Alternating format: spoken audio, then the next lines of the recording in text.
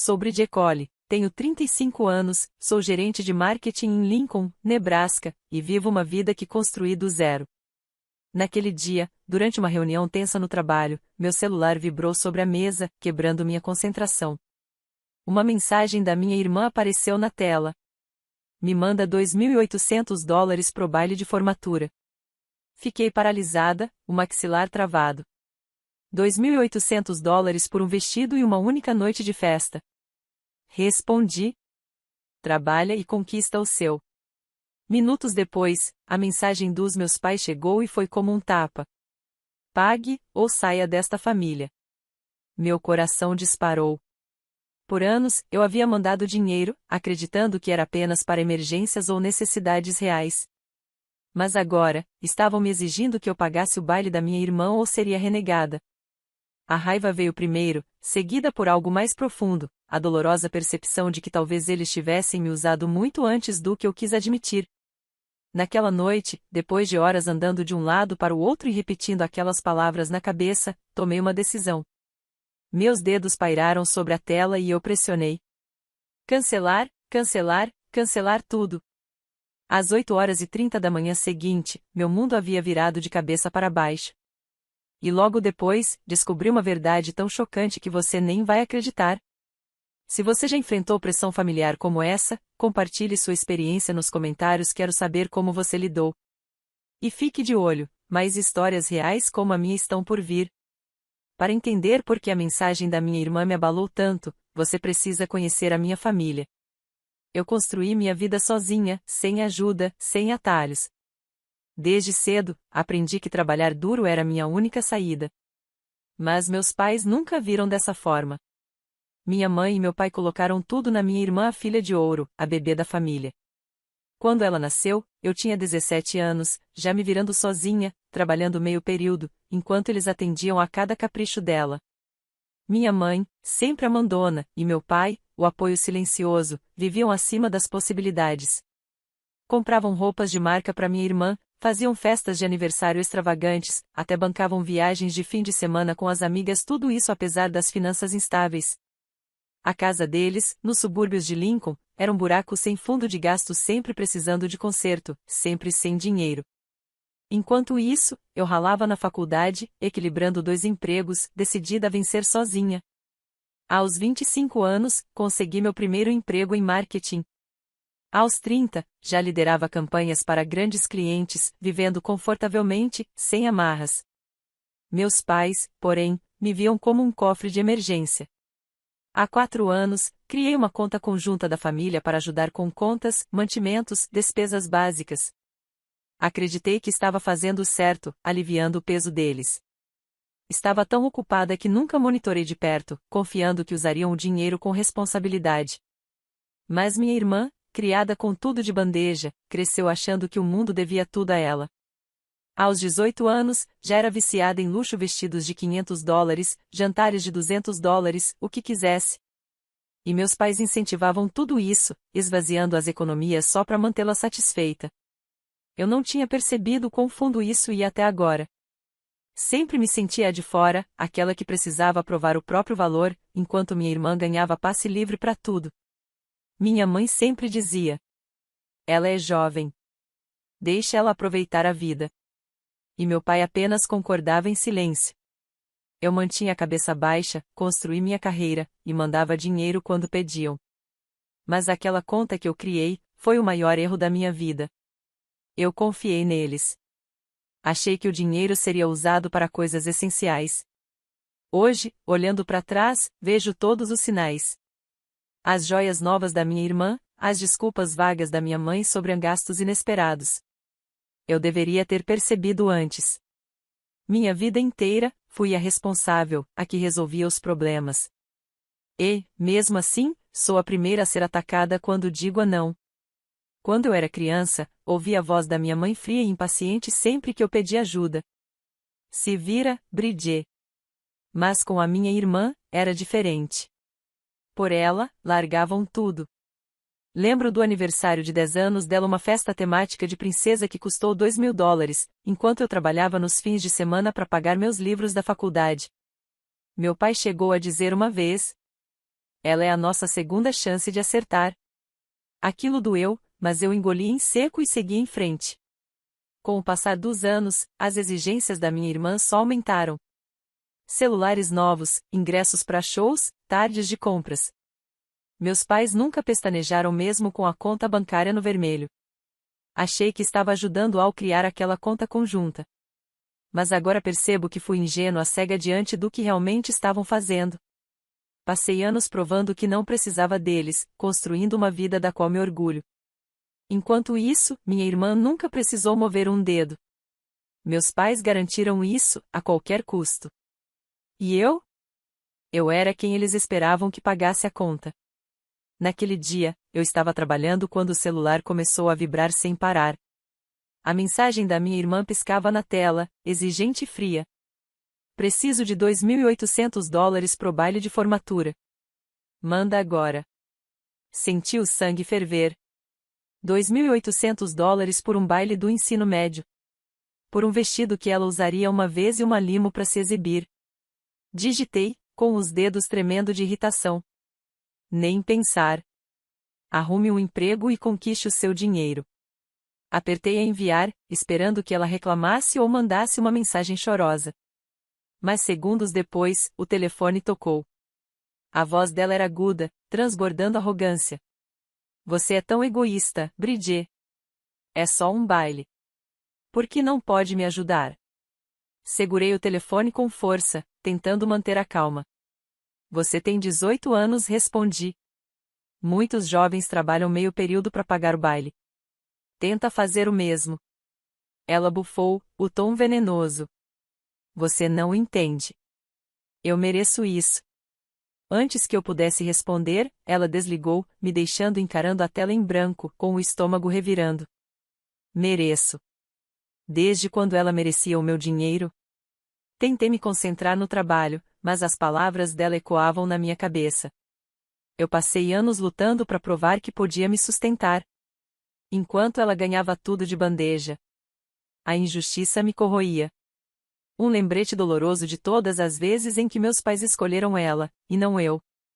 Lembro de quando implorei por $50 para uma excursão da escola, aos 16 anos, e ouvi minha mãe responder irritada. A gente não pode pagar isso. Mas, para minha irmã, $200 para ingressos de show nunca foram problema.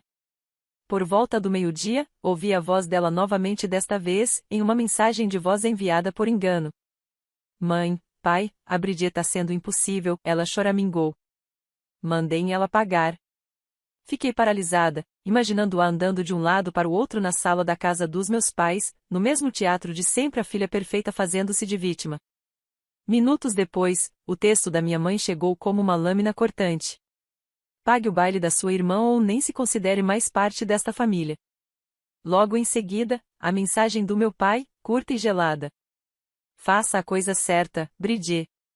Minhas mãos tremiam enquanto eu lia e relia aquelas palavras. A coisa certa? Eu já havia mandado milhares de dólares ao longo dos anos. $1.000 para a hipoteca, $2.000 para emergências. Incontáveis transferências menores para contas e despesas. E agora, eles me ameaçavam de exclusão familiar por causa de um vestido de formatura. Meu peito se apertou uma mistura de raiva e traição. Mas eu sabia, não era só sobre o baile. Algo estava muito errado e eu sentia isso nos ossos. Liguei de volta para minha irmã, tentando entender. Por que isso é tão importante para você? Perguntei, mantendo a voz firme, apesar da fúria crescendo dentro de mim. Ela respondeu com desprezo. Pergunta para mamãe e pro papai. Eles disseram que você ia pagar. É o meu direito. Meu direito. Quase ri da ironia. Você não tem direito nenhum sobre o meu dinheiro, eu disse. Cresce. Você está estragando tudo. Ela gritou, antes de desligar na minha cara. Fiquei ali, o coração acelerado, revendo cada ligação, cada desculpa mal contada da minha mãe quando eu mandava dinheiro. A gente tá com dificuldades, Bridget. A voz dela sempre rápida demais, ensaiada demais. As raras ligações do meu pai terminavam sempre igual. Você pode ajudar um pouco? Eu nunca questionei. Trabalhava demais. Confiava demais na ideia de que família é algo sagrado. Mas naquela tarde, estava andando de um lado para o outro no escritório, ignorando e-mails, com a mente em turbilhão. A arrogância da minha irmã não era novidade, mas essa exigência. Tão direta, tão ensaiada parecia outra coisa. Abri o aplicativo do banco e comecei a rolar o histórico de transferências da conta conjunta da família. Anos de depósitos. $1.500 aqui, $800 ali. Sempre com a promessa de que era por necessidades básicas. As desculpas da minha mãe ecoavam na minha cabeça. O carro quebrou. Tivemos um mês difícil. E eu, ingênua, sempre acreditava. Mas agora, tudo soava como um roteiro repetido vezes demais. Enviei uma mensagem curta para minha mãe. Por que o baile vale mais do que eu? Sem resposta. Mandei pro meu pai. Me explica isso, pai. Silêncio. A falta de resposta só apertou ainda mais o nó no meu peito. Fiquei sentada, encarando o celular, sentindo o peso das palavras deles afundar no peito. Eles não estavam apenas pedindo dinheiro, estavam me intimidando, usando a família como arma. Pensei na conta conjunta, aquela que eu tinha criado para ajudar. Fazia anos que eu não verificava. Entre prazos, reuniões e viagens de trabalho, simplesmente confiei. Mas agora, a dúvida martelava. O que eles andaram fazendo com esse dinheiro? As ameaças dos meus pais, o chilique da minha irmã, aquilo não era só por causa de um vestido de baile. Era algo maior e eu tinha terminado de jogar o jogo deles. Depois das mensagens dos meus pais, recebi uma notificação bancária incomum. Era final de tarde de terça-feira, e meu e-mail apitou com um alerta do banco que gerenciava a conta da família. O assunto em letras garrafais. Transação de grande valor detectada. Meu coração afundou ao abrir. Uma transferência de $5.000 havia sido feita aquela manhã sem minha autorização. Fiquei olhando para a tela, o pulso acelerado. $5.000. Aquela conta existia para ajudar nas contas da casa, não para bancar saques misteriosos. Na hora, as ameaças dos meus pais voltaram à mente, o ultimato sobre o baile da minha irmã. Aquilo não podia ser coincidência. Liguei imediatamente para ela, tentando manter a calma. O que está acontecendo com a conta da família? Perguntei, firme. A resposta veio seca e evasiva. Não sei. Pergunta para mamãe e pro papai. E, com o tom afiado, ainda acrescentou. Por que você é sempre tão desconfiada? Insisti. $5.000 sumiram. Você sabe de alguma coisa? Ela deu uma risada fria, debochada. Você tá exagerando. Deve ser nada demais. E desligou. Fiquei fervendo de raiva. A recusa dela em responder só confirmava minhas suspeitas. Ela não estava apenas fugindo da conversa, estava escondendo algo. Não consegui ficar parada. Eu precisava de respostas. E já sabia que não podia confiar na minha família para obtê-las. Foi então que pensei na Ellen Ward, minha amiga e advogada, que trabalhava no mesmo andar da agência de marketing onde eu atuava. Enviei uma mensagem curta. Podemos conversar? É urgente. Ela respondeu em poucos minutos, marcando um encontro no escritório dela naquela noite. Às 18h30, eu estava sentada em frente a Ellen. A mesa dela estava coberta de pastas e documentos jurídicos. Contei tudo: o alerta do banco, a reação da minha irmã, e as ameaças dos meus pais. Tem algo errado com a conta da família, disse, com a voz tensa. Preciso saber o que eles estão fazendo com o dinheiro. Ellen assentiu, o rosto calmo, mas concentrado. Vamos começar puxando o histórico da conta. Ela abriu o laptop, acessou o portal do banco com as credenciais que eu forneci, e começou a digitar rapidamente. Em poucos minutos, seus olhos se estreitaram. Tem várias retiradas grandes aqui, murmurou, franzindo a testa. Algumas para credores, outras para contas de varejo. Eu me inclinei para frente, sentindo o estômago revirar. Credores? Lojas de varejo? Perguntei, tentando entender. Que tipo de varejo? Ela enrolou a tela, analisando os registros com atenção. Lojas de luxo, boutiques, joalherias, até uma agência de viagens. Meu coração disparou. Aquilo não tinha nada a ver com contas domésticas ou supermercado. Ellen continuou investigando, puxando extratos do último ano. Parece que seus pais estavam usando a conta para pagar dívidas, disse ela. Cartões de crédito, um financiamento de carro, e até uma segunda hipoteca. Senti uma onda de traição percorrer o corpo. Dívidas.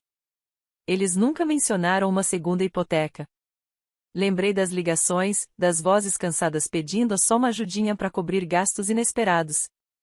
E eu, sem hesitar, mandava dinheiro, achando que estava ajudando a manter tudo de pé.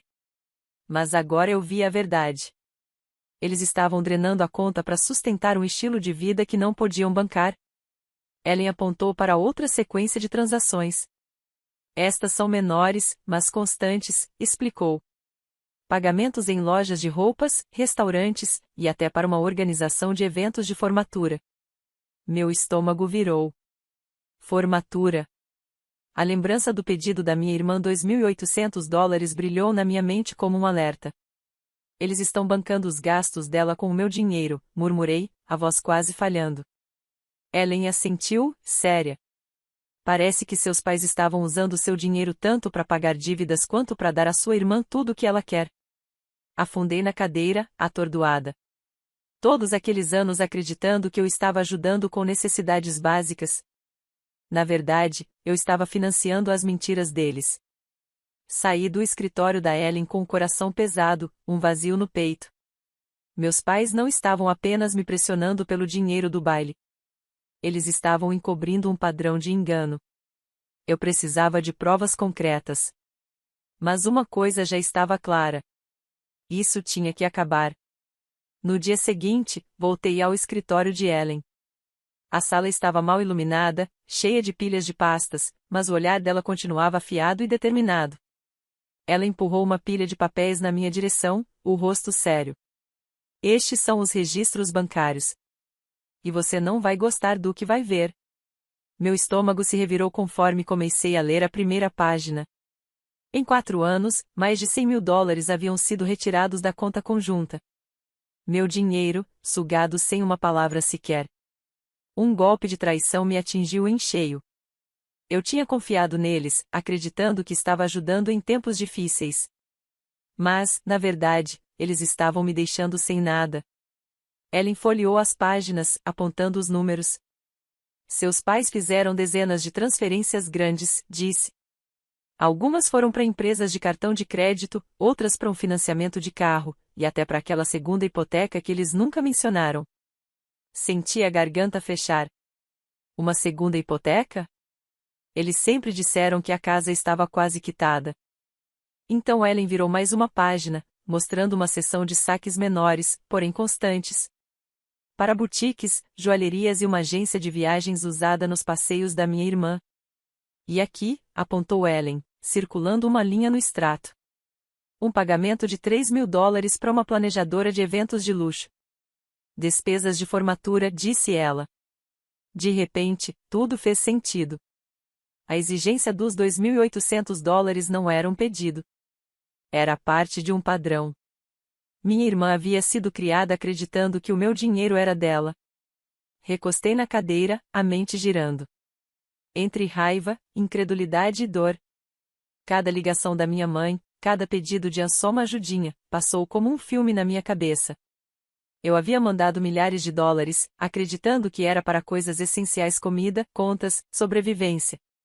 Agora eu vi a verdade. Eles tinham me usado para pagar dívidas e bancar o estilo de vida luxuoso da minha irmã. Como eles puderam fazer isso comigo? Sussurrei, mais para mim mesma do que para Ellen. Ela apenas balançou a cabeça. As pessoas justificam qualquer coisa quando estão desesperadas, disse. As palavras dela doeram, mas eu sabia que eram verdadeiras.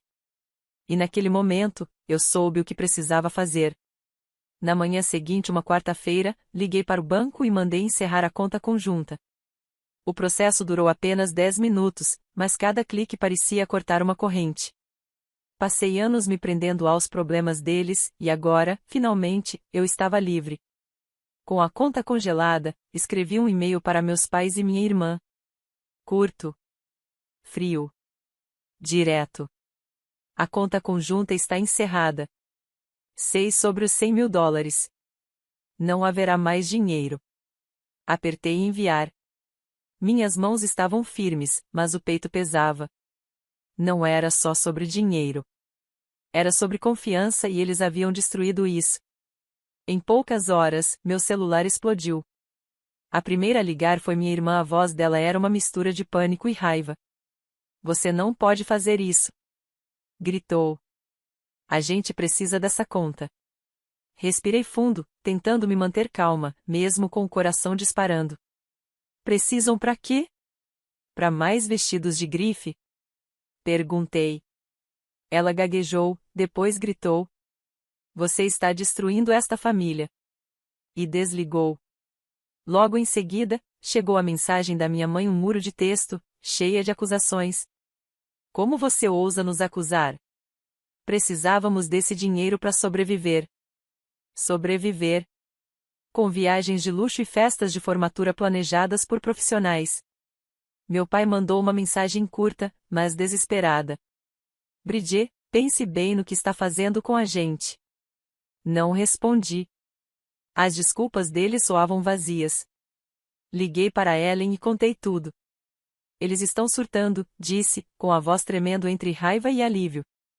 Ela não pareceu surpresa. Claro. Eles estão com medo. O colchão de segurança deles acabou. Você fez o que precisava ser feito. Eu queria acreditar nisso. Encerrar a conta me trouxe uma sensação de liberdade. Mas também a dor de perder a família que passei a vida tentando manter unida.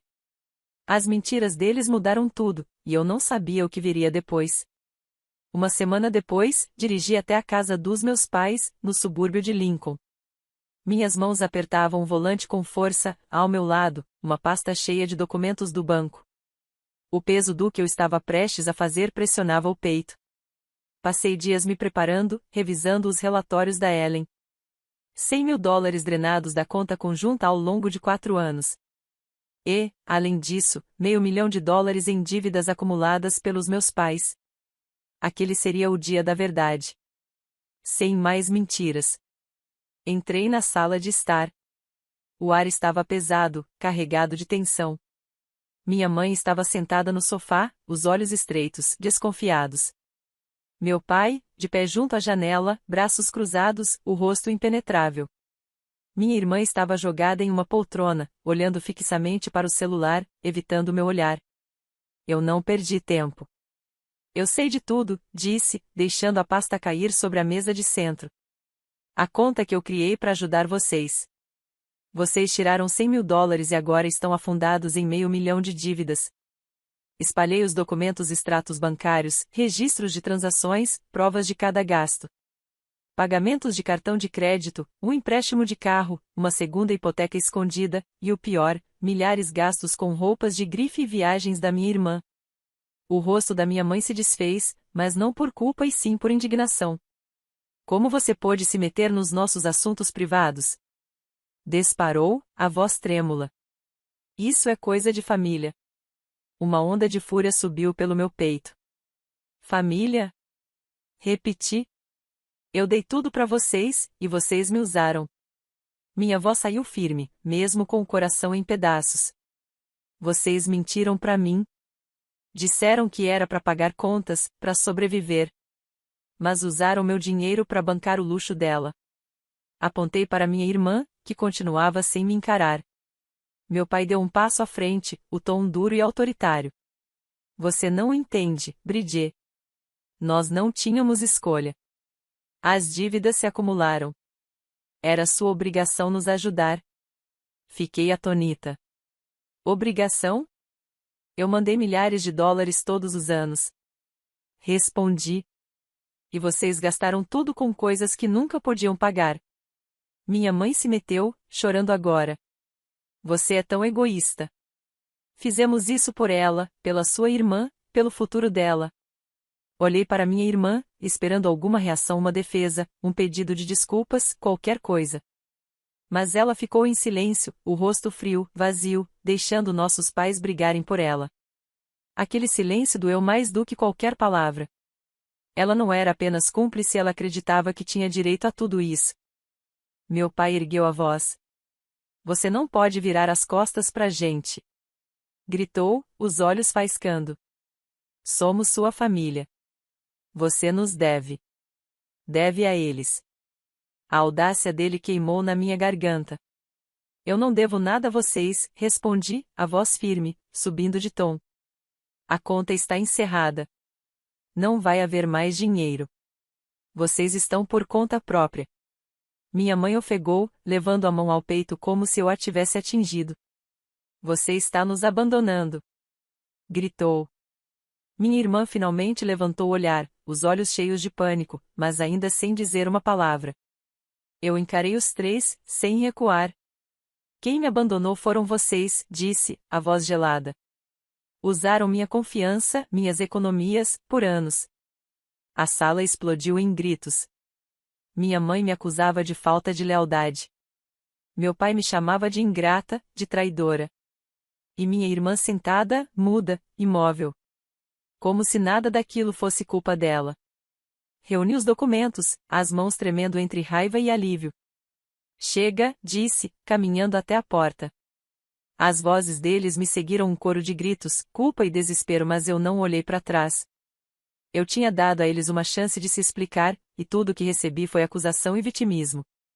Aquele era o fim do controle que tinham sobre mim. Depois do confronto, voltei para casa e tomei minha decisão final. O peso da traição da minha família ainda me sufocava, mas eu sabia o que precisava fazer. A conta conjunta já estava encerrada, mas isso não bastava. Peguei o celular, bloqueei os números dos meus pais, e filtrei os e-mails deles direto pro spam.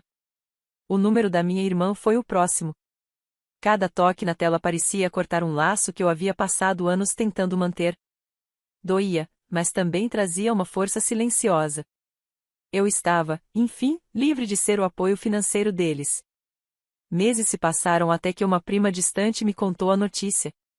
Meus pais haviam declarado falência. As dívidas $500 mil em cartões, empréstimos e aquela segunda hipoteca escondida os engoliram por completo. A casa em Lincoln, a mesma que eles juravam estar quase quitada, foi tomada pelo banco. Pude imaginar os carregadores levando os móveis embora. Minha mãe chorando. Meu pai parado, com o olhar perdido. Uma parte de mim sentiu pena. Mas outra, não sentiu nada. Eles criaram aquele desastre usando meu dinheiro apenas para adiar o inevitável. Eu lhes dei oportunidades, e eles as desperdiçaram. Minha irmã, por sua vez, teve que encarar a realidade. Sem os mimos e ajudas dos meus pais, precisou amadurecer. Minha prima comentou que ela havia conseguido um emprego de meio período em uma loja de roupas. Dobrando camisetas, atendendo clientes, passando compras no caixa. Imaginei-a atrás do balcão, tendo que ganhar o que antes exigia de mim. A garota que achava que 2 vestidos de formatura de $2.800 eram um direito seu. Agora aprendia o valor do próprio esforço. Não senti vingança, só um alívio amargo, real. Talvez um dia ela entenda o que eu tentei ensinar. Quanto a mim, encontrei uma nova paz. As ligações constantes, as chantagens emocionais, as exigências sumiram. Concentrei-me em mim mesma, na minha carreira, nas minhas economias. Procurei uma terapeuta para entender os anos de manipulação e reconstruir a confiança que minha família havia destruído.